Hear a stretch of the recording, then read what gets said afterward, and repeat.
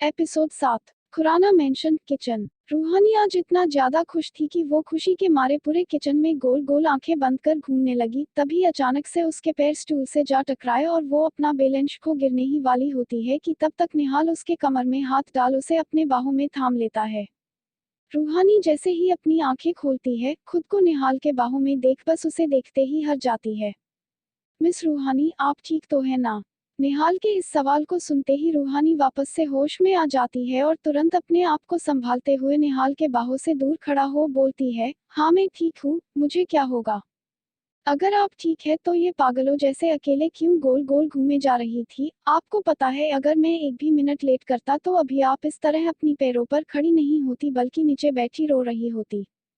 हाँ तो मैंने आपको नहीं बुलाया था मिस्टर निहाल, आप बार बार खुद ही मुझे थामने आ पहुँचते हैं। आगे से अगर मैं गिर भी रही होंगी तो आप मत आइएगा, अब मेरे मूड को खराब मत कीजिए।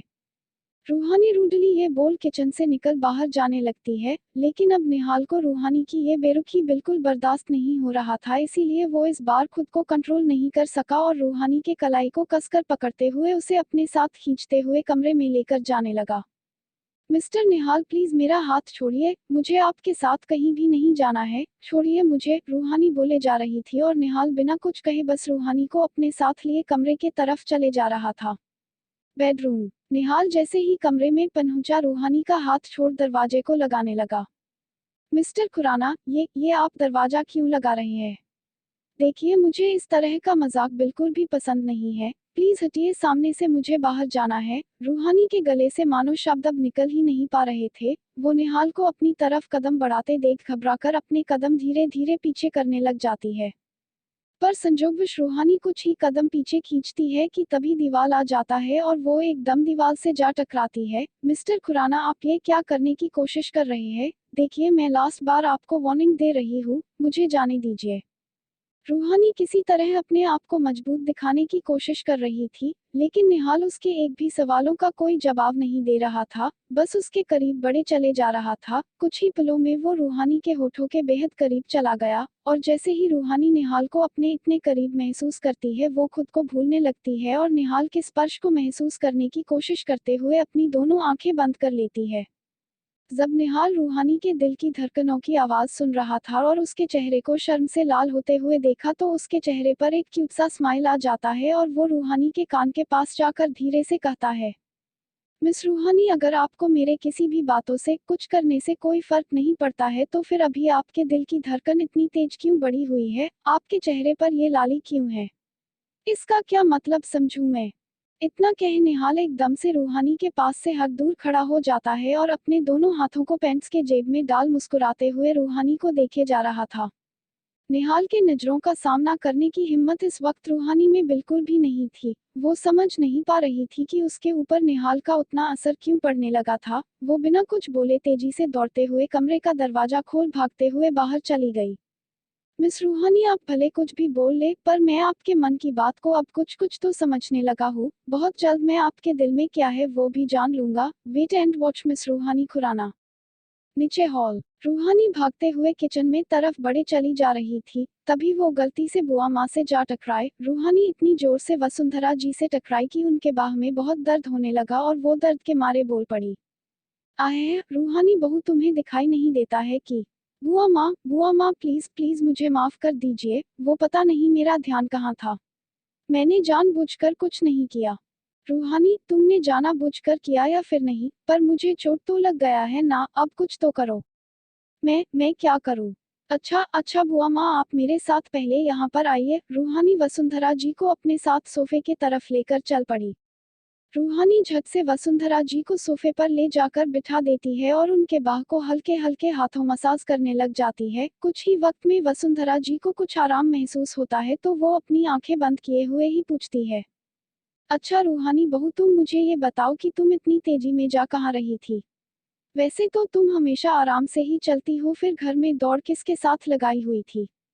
बुआ माँ की बात को सुनते ही रूहानी के दिमाग में फिर से निहाल की हरकतें घूमने लगी, जिस वजह से वो अंदर से शर्माने से खुद को रोक नहीं पा रही थी और खुद में ही मन बोले जा रही थी, अब मैं आपको क्या ही बताऊं बुआ माँ, जब मुझे खुद को समझ में नहीं आ रहा है कि मेरे साथ हो क्या रहा है तो आपको कैसे समझाऊंगी। पर सोचने वाली बात तो है, मिस्टर खुराना जब मेरे करीब आए तो मैं उन्हें मना क्यों नहीं कर सकी? क्या मैं सच में चाहती थी कि वो मुझे छुए, मुझे किस करे? नहीं नहीं, ये सब क्या घूम रहा है मेरे दिमाग में? रूहानी नर्वस होने के कारण वसुंधरा जी के बाह को जोर जोर से दाबने लगी, इससे उन्हें आराम के जगह और दर्द ही होने लगा। अरे रूहानी, ये क्या कर रही हो तुम? छोड़ दो हमें, लगता है तुम अपना सारा गुस्सा हमारे बाह को दबाने में उतार रही हो, तुम हमारा हाथ तोड़ ही दोगी क्या? सॉरी सॉरी बुआ माँ, वो मैं अभी अच्छे से दाब देती हूँ, अब बिल्कुल भी दुखेगा नहीं आपको। उसकी कोई जरूरत नहीं है रूहानी, तू मेरा बाह दबाना छोड़ और आकर मेरे सामने बैठ तो जरा। बुआ माँ ने जब रूहानी को अपने सामने बैठने को बोला तो वो थोड़ा सोच में पड़ गई, पता नहीं वो उसे ऐसा क्यों बोल रही है। लेकिन फिर वो बुआ माँ के सामने जा बैठते हुए पूछी, बोलिए बुआ माँ, क्या हुआ? रूहानी बहू, क्या तुम मुझसे अभी भी डरती हो? वसुंधरा जी की ये बातें सुन रूहानी को हंसी आ गई और वो हंसते हुए बोली, क्या बुआ माँ, आप भी किस तरह के सवाल पूछ रही है? पहले भले मुझे आपसे डर लगता था पर अब बिल्कुल भी नहीं लगता है। तो क्या तुम मुझे अपनी माँ के जैसे मानती हो? हाँ बुआ माँ, आप तो हमारे लिए माँ से भी बढ़कर हो। माँ को तो मैंने कभी देखा ही नहीं, पर आप जिस तरह से मुझसे बात करती है, कुछ गलती करने पर डांटती है, कभी प्यार से सहलाती है, तो ऐसा महसूस होता है कि आप ही मेरी माँ है। बहू, तो क्या तुम मुझे एक बात बताओगी जो मैं तुमसे पूछूंगी, पर हाँ, तुम्हें प्रॉमिस करनी होगी कि तुम मुझे सच सच बताओगी, झूठ नहीं बोलोगी। वसुंधरा जी अपना हाथ रूहानी के सामने प्रॉमिस के लिए बढ़ाते हुए बोली। उनके हाथों को देखे एक पल के लिए तो रूहानी थोड़ा रुक गई, फिर अगले ही पल वो उनके हाथों पर अपना हाथ रखते हुए बोली, बुआ माँ, भला आपसे मैं क्यों झूठ बोलूंगी? आप पूछिए, मुझसे जो भी पूछना हो मैं आपको जवाब दूंगी। जैसे ही रूहानी ये बोली, वसुंधरा जी झट से पूछ बैठी, रूहानी, तुम्हारे और मेरे निहाल के बीच का रिश्ता कैसा है? क्या तुम दोनों पति पत्नी के जैसे रहते हो? ये बात जैसे ही वसुंधरा जी पूछी, उसे सुनते ही रूहानी एकदम से असहज हो गई और अपनी नजरें इधर उधर घुमा बेचैन होने लगी कि अब वो जवाब क्या दे। हे भोले बाबा, ये आपने मुझे कहाँ फंसा दिया? मतलब पहले प्रॉमिस करवा दी और अब बुआ माँ जो पूछ रही है उसका सही जवाब भी नहीं दे सकती हूँ मैं। अब मैं करूँ तो क्या करूँ, कुछ समझ में ही नहीं आ रहा है। मुझे बचा लीजिए भोले बाबा इस प्रॉब्लम से। रूहानी बहू, बोलो, तुम क्या सोचने लग गई? तुम दोनों के बीच सब पति पत्नी के ही जैसा है ना? वसुंधरा जी के बार बार जोर देने पर रूहानी हकलाते हुए अपना मुंह खोलने ही वाली थी कि तभी निहाल एन मौके पर एंट्री मारते हुए बोला, ओह मिस रूहानी, आप यहाँ बुआ माँ के साथ बैठकर गप्पे मार रही है और वहाँ कमरे में मैं अपना घड़ी ढूंढ ढूंढ कर परेशान हुए जा रहा हूँ। एक मिनट मेरे साथ कमरे में चलिए ना, मुझे घड़ी नहीं मिल रही है। निहाल के गले पर लाल लिपस्टिक के निशान एकदम साफ साफ झलक रहे थे। उसे देखते ही रूहानी बस किसी तरह ये बात निहाल को बताना चाह रही थी, पर सामने बुआ माँ थी, वो उसे बता भी नहीं सकती थी। तभी बुआ माँ को वो निशान दिख गया, जिसे देखने के बाद वो सिर्फ मुस्कुराई और मुस्कुराते हुए ही रूहानी से बोली, रूहानी बहू, तुम पहले जाकर निहाल की घड़ी ढूंढ दो, हम बाद में बात करते हैं। चलिए ना मिस रूहानी। निहाल जिस तरह से रूहानी को अपने साथ चलने को बोल रहा था, उसे देखकर ऐसा लग रहा था जैसे वो बहुत बेसब्र हो अपनी पत्नी को अपने पास बुलाने को। रूहानी को वैसे कुछ समझ तो नहीं आया, पर वो निहाल के साथ चली गई और कमरे में जाने के साथ ही वो घड़ी ढूंढने लग गई। तभी निहाल पीछे से कहता है, मिस रूहानी, क्या ढूंढ रही है आप? बड़े अजीब इंसान है आप भी मिस्टर निहाल। एक तो अभी बाहर आपने ही बुआ माँ के सामने बोला कि आपकी घड़ी आपको नहीं मिल रही है, जरा मैं ढूंढ दूँ, और अब जब मैं उसे ढूंढने की कोशिश कर रही हूँ तो आप मेरी हेल्प करने की बजाय खड़ा होकर ये पूछ रहे हैं कि मैं क्या करने की कोशिश कर रही हूँ। बाप रे, एक ही सांस में इतनी लंबी चौड़ी भाषण, बस बस थोड़ा सांस ले लीजिए, उसके बाद फिर से बोल लीजिएगा। प्लीज मिस्टर खुराना, हर वक्त मजाक अच्छा नहीं लगता है। और हाँ, सबसे पहले तो आप ये अपने गाल पर जो लिपस्टिक लगाकर घूम रहे हैं उसे पोंछिए। ये कौन सा नया ट्रेंड शुरू हो गया जो आप अपने गालों पर लिपस्टिक लगा घूम रहे हैं? जानते हैं, आपके इस तरह बाहर जाने से बुआ माँ आप पर हंस रही थी। रूहानी को लगा शायद गलती से निहाल के गालों पर लिपस्टिक लगा है, इसीलिए वो उसे बोली। उसकी बातों को सुन निहाल अपने दोनों हाथों को पैंट्स की जेब में डाल हंसते हुए बोला, अच्छा, तो आपको मेरे गालों पर ये लिपस्टिक के निशान देख अजीब फील हो रहा है? कहीं ऐसा तो नहीं है कि आप सोच रही हो कि ये निशान कहीं आपके होठों के ही तो नहीं है? मिस्टर खुराना, ये क्या बोल रहे हैं आप? देखिए, अच्छा अच्छा, बस अब रौद्र रूप मत धारण करने लग जाइए, मैं बस मजाक कर रहा था। वैसे मैंने ये लिपस्टिक जानबूझकर लगाया था, मेरी कोई घड़ी नहीं गुम हुई है, बल्कि ये तो मेरे हाथ में ही है। क्या अगर आपकी घड़ी खोई ही नहीं थी तो आपने मुझसे बाहर झूठ क्यों बोला मिस्टर निहाल? अगर मैं झूठ नहीं बोलता तो फिर आप बुआ माँ के सामने हमारी शादी की सच बोल देती ना, इसीलिए कहीं आप बुआ माँ को ये तो नहीं बोलने वाली थी कि हमारे बीच, मतलब आपके और मेरे बीच वो सब हो चुका है जो पति अपने पत्नी के साथ करता है, कुछ समझी? निहाल को रूहानी के चेहरे पर वो अजीब तरह का इरिटेशन देख बहुत मजा आ रहा था, इसीलिए वो थोड़ा मजा ले रहा था रूहानी का। आहे छे, प्लीज मिस्टर खुराना चुप हो जाइए, इतनी घटिया बात कैसे बोल सकते हैं आप? अच्छा ठीक है, मैं अब मजाक नहीं करूंगा, मैंने ये लिपस्टिक इसीलिए लगाई ताकि बुआ माँ को क्लियर हो जाए कि हम दोनों के बीच सब ठीक है और वो आगे आपसे इस तरह के सवाल ना पूछे, मैं इसे पोंछ लेता हूँ। निहाल इतना कह अपने पैंट्स के जेब से रुमाल निकालता है और गाल पर लगे लिपस्टिक के निशान को मिटाने लगता है, पर उससे पूरा निशान नहीं मिटता है। ये देख रूहानी बोलती है, मिस्टर खुराना वो आपके गाल पर अभी भी लिपस्टिक लगी ही है, पूरा साफ नहीं हुआ है। कहाँ है? निहाल फिर से रुमाल से गाल को रगड़ते हुए पूछा, जिस पर रूहानी बोली, आप एक मिनट रुकिए, मैं कर देती हूँ, दीजिए रुमाल मुझे।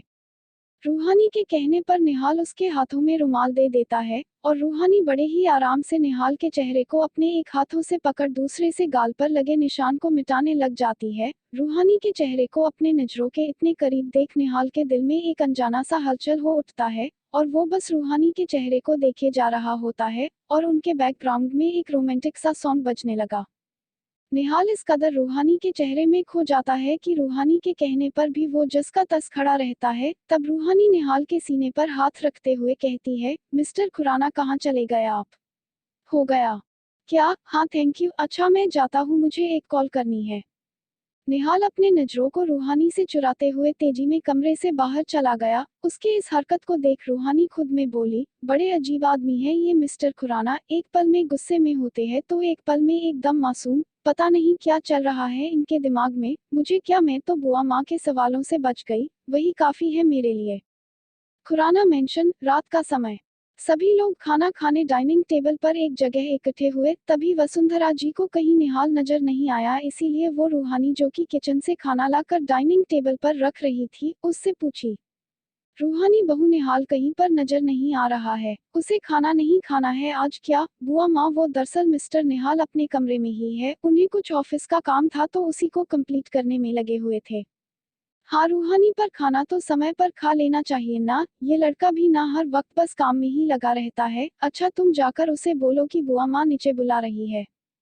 ठीक है बुआ माँ। रूहानी इतना कह खाना सर्व करना छोड़ कमरे के तरफ जाने लगती है। बुआ माँ भी ना, मिस्टर खुराना को नीचे से भी आवाज देती तो वो आ ही जाते, पर नहीं, उन्हें मैं जाओ स्पेशली बुलाने, वो कहीं के नवाब है ना। निहाल का बेडरूम। निहाल अपना लैपटॉप लिए सोफे पर बैठे हुए थे और दिमाग इस वक्त पूरी तरह से काम पर केंद्रित था उसका। तभी रूहानी सोफे के पास आ खड़ी हो जाती है और थोड़ा चिढ़ते हुए कहती है, मिस्टर राजा साहब, बुआ माँ ने आपको नीचे आने का न्योता दिया है। रूहानी जब अपनी पूरी बात बोल निहाल के तरफ देखती है तो उसके चेहरे पर कोई रिएक्शन ना देखकर और चिढ़ जाती है और खुद में धीरे से बोलती है, ओ तो मिस्टर खुराना मेरी बातों को जानबूझकर अनसुना कर रहे हैं, इन्हें तो मैं अभी बताती हूँ। इतना बोल रूहानी जल्दी से इधर उधर अपनी नजरें दौड़ाती है और उसे जैसे ही टेबल पर रखे पानी का गिलास दिखता है वो तेजी में टेबल के पास जा वो पानी का गिलास उठा लेती है और निहाल के सामने आ खड़ी हो थोड़ा डेविल स्माइल चेहरे पर लाते हुए कहती है, अब देखती हूँ मिस्टर खुराना कैसे नहीं मेरी आवाज सुनते हैं। ये बोलते हुए रूहानी उस गिलास को जानबूझकर अपने हाथों से छोड़ देती है, जिस वजह से वो फर्श पर गिर टूट जाती है और टूटने के साथ आवाज भी करती है। उसकी आवाज सुनते ही निहाल एकदम से हड़बड़ाकर खड़ा हो जाता है और ये हरकत रूहानी को करते देख गुस्से से कहता है, मिस रूहानी आपका दिमाग तो सही है ना, ये क्या बेवकूफों वाली हरकत की है आपने? तो मिस्टर खुराना, फाइनली आप अपने गहन अध्ययन वाली दुनिया से बाहर आ ही गए, तो आपको बुआ माँ ने नीचे बुलाया है। अब आपकी मर्जी आए या ना जाए, मेरा काम था आपके कानों तक ये बात पहुंचानी, सो मैंने पहुंचा दी, बाकी आपकी मर्जी, अब मैं चली। रूहानी को निहाल का चिड़चिड़ा फेस देखकर बहुत मजा आ रहा था और इसीलिए वो उसे थोड़ा और इरिटेट करने के लिए इठलाकर कमरे से जाने के लिए मुड़ गई। पर वो खुशी में नीचे देखना भूल ही गई थी और उसके पैरों में इस वक्त नीचे बिखरे गिलास के कांच चुभने ही वाले होते हैं कि तभी निहाल एकदम से रूहानी के कमर में हाथ डाल उसे अपने तरफ खींच लेता है। रूहानी जैसे ही निहाल के सीने से टकराती है, दोनों का बैलेंस बिगड़ जाता है और निहाल रूहानी को ले सोफे पर गिर जाता है। निहाल सोफे पर और रूहानी उसके सीने के ऊपर, दोनों के होठों के बीच सिर्फ नाम मात्र के फर्क थे। निहाल तो होठों को देख मदहोश होने लगा और रूहानी के कमर पर अपने हाथों की पकड़ को और मजबूत करते हुए उसके होठों को चुंबने के लिए बढ़ने लगा। रूहानी भी अपनी आंखें बंद कर लेती है उस पल, बस मानो दोनों की सांसें बात कर रही हो, पर अगले ही पल निहाल को शादी की डील याद आ जाती है और वो खुद को बहकने से रोक रूहानी को अपने ऊपर से हटाने की कोशिश करते हुए बोलता है, सॉरी मिस रूहानी, वो आपके पैरों में कांच चुभने वाले थे, इसीलिए मुझे इस तरह आपको अपनी ओर खींचना पड़ गया। कोई बात नहीं, थैंक यू मुझे फिर से बचाने के लिए मिस्टर खुराना। वैसे बुआ माँ आपको नीचे बुला रही है। रूहानी बहुत ज्यादा अनकंफर्टेबल हो गई थी, शायद उसे गुस्सा भी आ रहा था निहाल पर, लेकिन किस बात के लिए ये नहीं समझ पा रही थी। उसने उसे छुआ इस वजह से या फिर उसने उसे किश नहीं किया इस वजह से। अपनी असमंजस पर स्टॉप लगाते हुए वो निहाल के साथ कमरे से बाहर चल पड़ी। Dining table. बुआ माँ आपने मुझे बुलाया था? निहाल नीचे आते हुए पूछा। हाँ निहाल बेटा, मुझे तुम दोनों से ही एक बात करनी थी, पर तुम मुझे दिखाई नहीं दिए, इसीलिए तुम्हें रूहानी बहू को बुलाने भेजना पड़ा। वो बुआ माँ मुझे कुछ काम था इसी वजह से नहीं आ पाया। वैसे आपको क्या बात करनी है, हमसे बोलिए।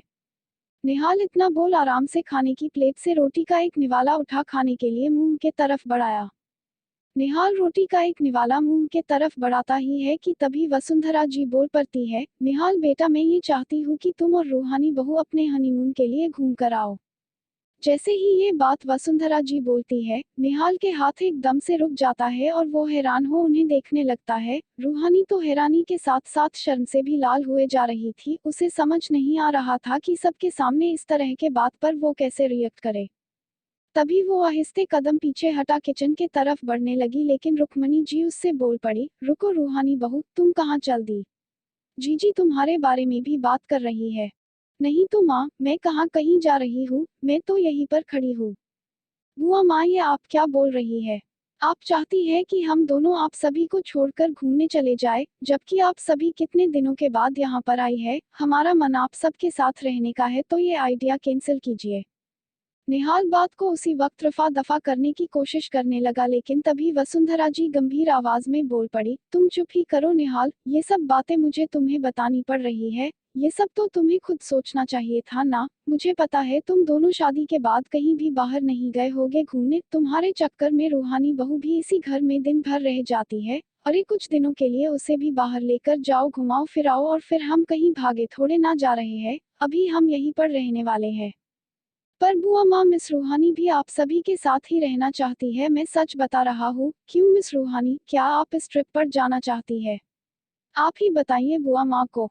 रूहानी तो बस मौका ही ढूंढ रही थी मना करने की, और जब निहाल ने उसे ये मौका सामने से दिया तो वो भी झट से बोल पड़ी, हाँ बुआ माँ, मिस्टर निहाल बिल्कुल सही बोल रहे हैं। मुझे बिल्कुल भी कहीं भी जाने का मन नहीं है, बल्कि मुझे तो घर में ही मन लगता है। आप सभी के साथ कितना मजा आता है, मुझे भी कहीं घूमने नहीं जाना है। जब वसुंधरा जी देखी कि दोनों सीधे तरीके से नहीं मान रहे उनकी बातों को, तो वो थोड़ा स्ट्रीक हो बोली, बस बहुत सुन लिया हमने तुम दोनों की बातें को, और एक बात निहाल और रूहानी बहू, हमने तुम दोनों से कोई राय नहीं मांगी है इस बात पर, बल्कि हम तुम दोनों को बता रहे हैं कि तुम दोनों आज रात 11 बजे वाली फ्लाइट से सिंगापुर जा रहे हो, वो भी 4 दिनों के लिए, और हमने तुम दोनों के टिकट के साथ साथ वहां पर होटल भी बुक करवा दिया है। वॉट? निहाल और रूहानी दोनों के मुंह से अनायास ही एक साथ निकल पड़ा, जिसे सुन रुक्मणी जी बोली, अरे बच्चों, तुम दोनों तो ऐसे हैरान हो रहे हो जैसे कि तुम दोनों को कहीं जंग लड़के के लिए भेज रही है जीजी। अरे तुम्हें घूमने के लिए ही तो बोल रही है, इसमें इतना हैरान परेशान होने वाली कौन सी बात है?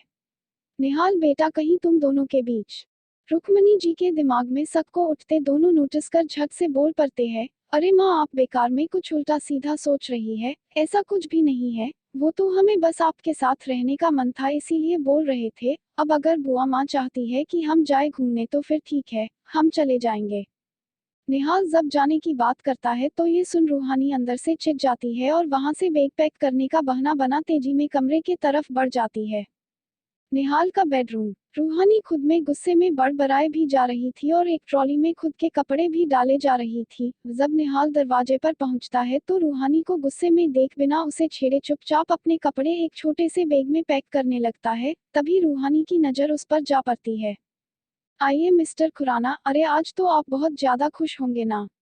आखिर में हम हनीमून के लिए जो जा रहे हैं। आपको क्या जरूरत थी बाहर बुआ माँ की बात मानने की। आपको क्या हमारी डील जरा भी याद नहीं है।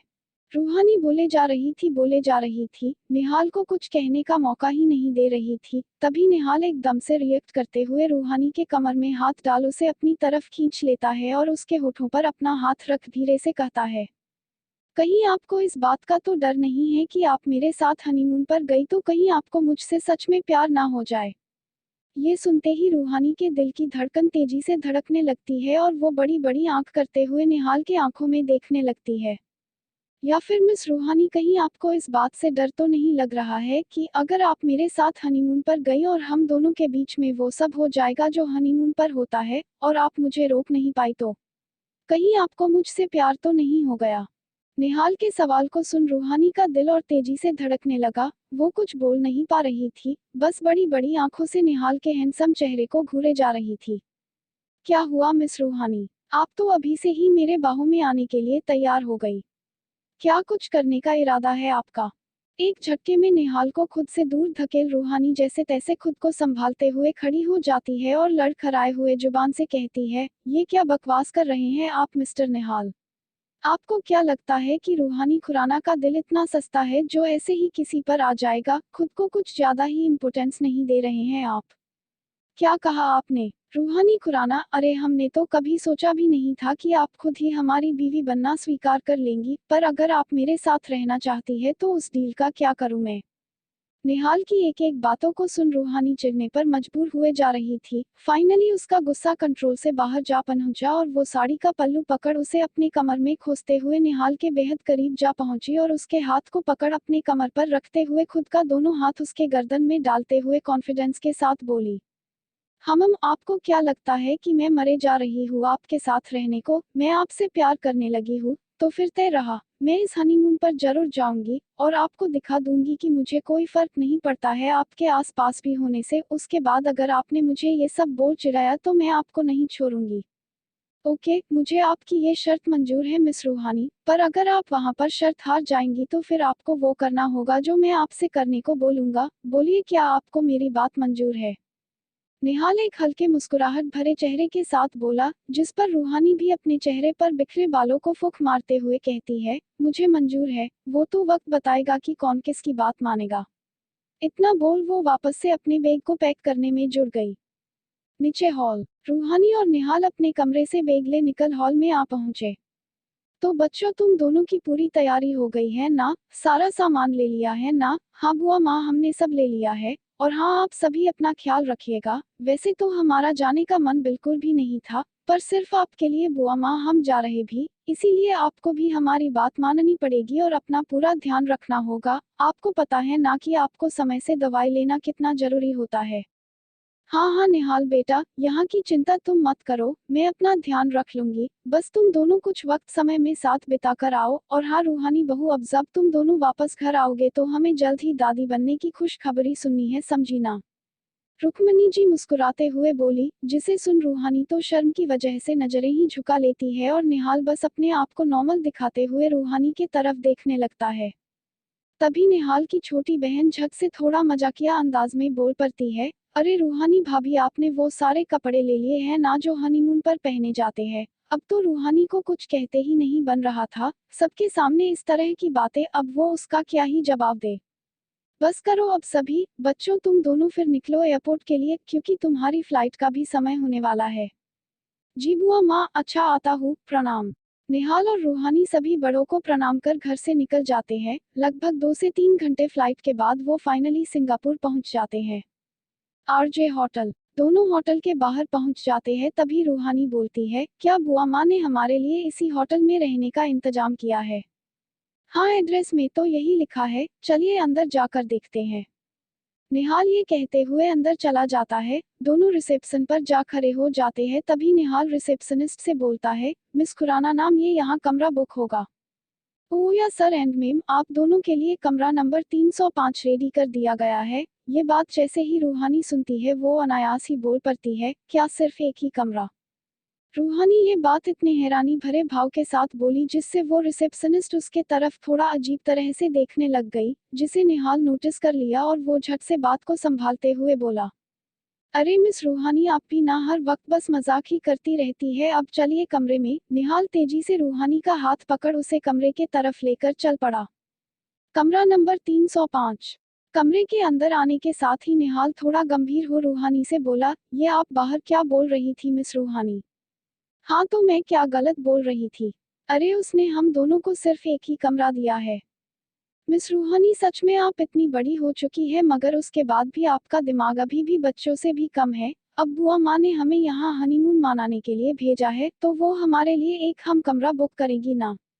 अरे यार मैं तो ये भूल ही गई, पर अब क्या करेंगे हम? क्या सच में आप मेरे साथ एक ही कमरे में रुकने की सोच रहे हैं? रूहानी थोड़ा संकोच करते हुए पूछी, जिस पर निहाल भी शांत भाव से बोला, वैसे अब हम चाहे या फिर ना चाहे हमें एक ही कमरा शेयर करना पड़ेगा मिस रूहानी, क्योंकि अगर मैंने दूसरा कमरा बुक कर भी लिया तो हो सकता है बुआ माँ तक ये बात पहुँच जाए, फिर वो हमारे रिश्ते के बारे में सब जान जाएंगी। ठीक है, पर मैं बेड पर सोने वाली हूँ मिस्टर खुराना, मैं ये बात आपको पहले ही बता दे रही हूँ। अच्छा तो फिर मैं कहाँ पर सोऊंगा? आपको कमरे में और कोई चीजें दिखाई दे रही है मिस रूहानी जहाँ मैं सो पाऊँ? बताइए मुझे, खुद के लिए बेड ले लिया तो फिर मेरे लिए क्या? वो सब मैं नहीं जानती हूँ, आप अपना जानिए। अब ये सब बुआ माँ ने किया है और बुआ माँ है किसकी आपकी? ना तो थोड़ी भरपाई तो आपको ज्यादा करनी पड़ेगी ना मिस्टर खुराना? रूहानी थोड़ा मजाकिया अंदाज में बोल फ्रेश होने बाथरूम चली जाती है और निहाले हाथ भरते हुए अपने बालों में हाथ फेर खुद में बोलता है, क्या बुआ माँ, आप भी ना कहा मुझे इस लड़की के साथ फंसा दिया है। रात के करीब 12 बजे रूहानी फ्रेश होकर कब से बेड पर बैठी बैठी अपना मोबाइल चला रही थी और निहाल बस बालकनी में इधर से उधर घूमकर अपना टाइम पास कर रहा था। तभी रूहानी अचानक से अपना मोबाइल बेड पर फेंकते हुए उठ बालकनी जाकर निहाल के सामने खड़ी हो जाती है। अरे मिस रूहानी, आप और बालकनी में क्या? अब यहाँ भी मुझे रहने देने का इरादा नहीं है आपका? नहीं वो बात नहीं है, दरअसल मिस्टर निहाल वो कितनी रात हो गई है और मैंने जो खाना खाया था वो कब का पच गया है तो मुझे दोबारा से भूख लग गई। क्या? आपने जो खाया था उसके बाद भी आपको भूख लग गई? मिस रूहानी आप सच बोल रही है?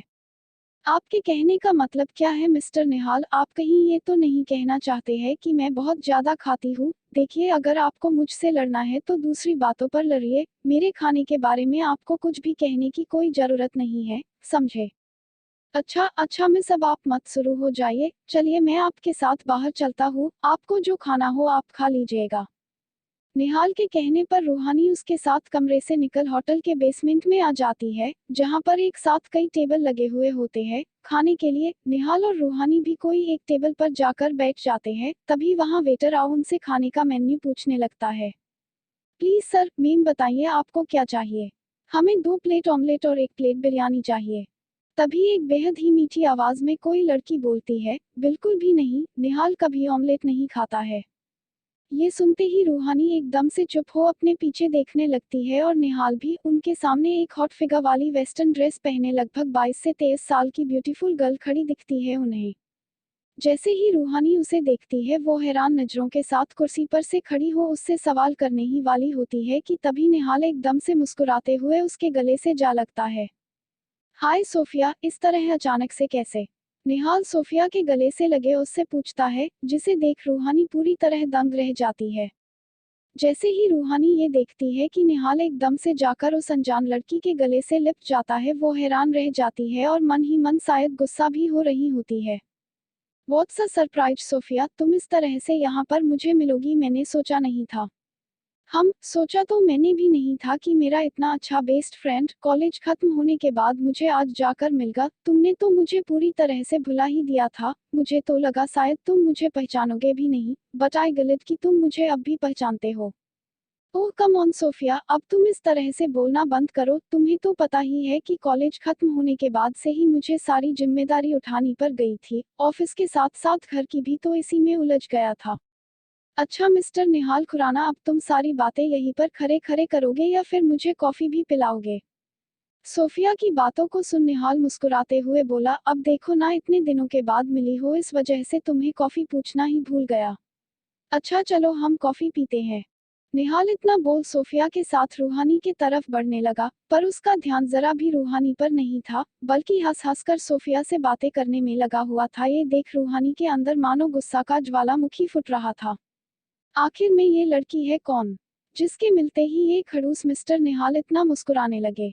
वैसे तो इन्हें मेरे साथ 2 मिनट भी प्यार से बात करने नहीं आता, और इस मैडम के अचानक सामने आते ही खुशी तो ऐसे जनाब के चेहरे पर आ गई जैसे कोई देवी प्रकट हो गई हो इनके सामने। हम रूहानी खड़ी खड़ी अकेले में गुस्सा हुए जा रही थी, तभी निहाल उसके सामने आ खड़े होते हुए सोफिया से बोला, ओह सोफिया, मैं तो तुम्हें इनसे मिलवाना ही भूल गया। ये है मिस रूहानी, मेरी फिलहाल की पत्नी। क्या ये फिलहाल की पत्नी से मैं क्या मतलब समझूं निहाल? अरे यार कुछ नहीं, वो सब लंबी कहानी है, खैर तुम ये छोड़ो और बैठो, मैं कॉफी ऑर्डर करता हूँ।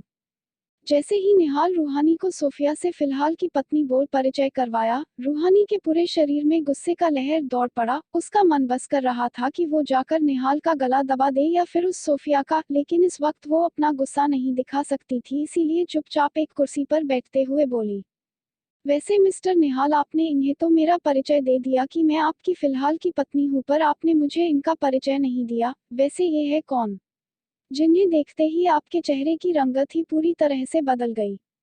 एक तरह से रूहानी ये सब ताने मारते हुए बोले जा रही थी, पर निहाल उसकी भावना को समझ नहीं पाया और मुस्कुराते हुए बोला, अरे ये, ओ हाँ, तुम्हें थोड़ी ना पता होगा, ये सोफिया है, मेरी कॉलेज की सबसे अच्छी दोस्त, हम साथ में ही अपनी कॉलेज की पढ़ाई कंप्लीट किए।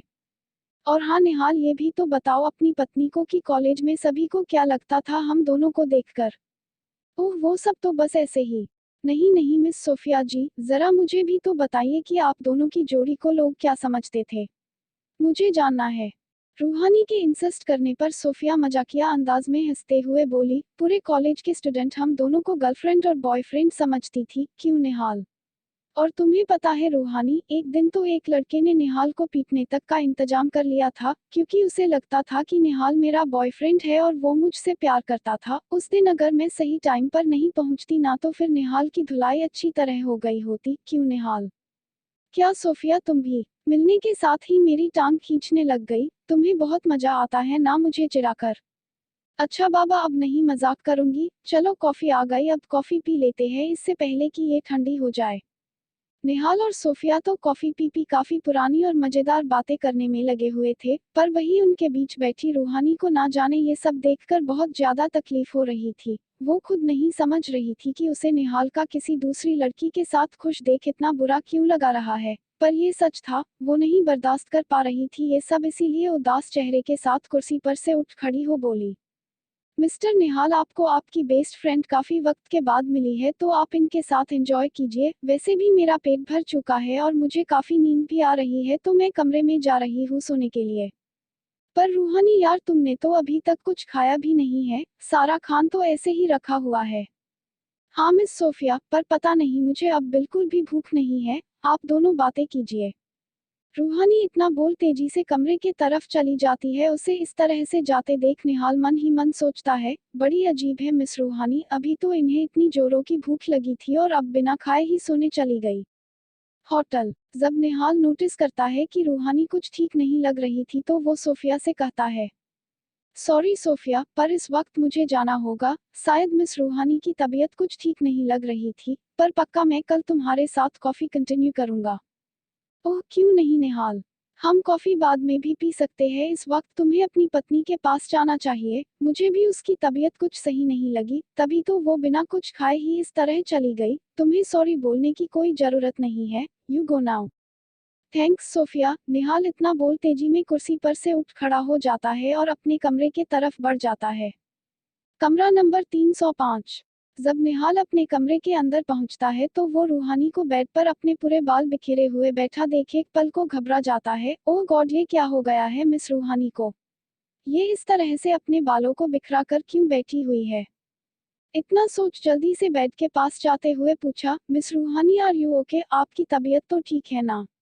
और ये क्या हालत बना रखी है आपने? निहाल ये कहते हुए अभी रूहानी के कंधे पर अपना हाथ रखने ही वाला होता है कि तभी रूहानी एकदम से अपना चेहरा ऊपर उठा निहाल को देख देख हंसने लगती है। मिस रूहानी, ये क्या बच्चों जैसी हरकतें कर रही है आप?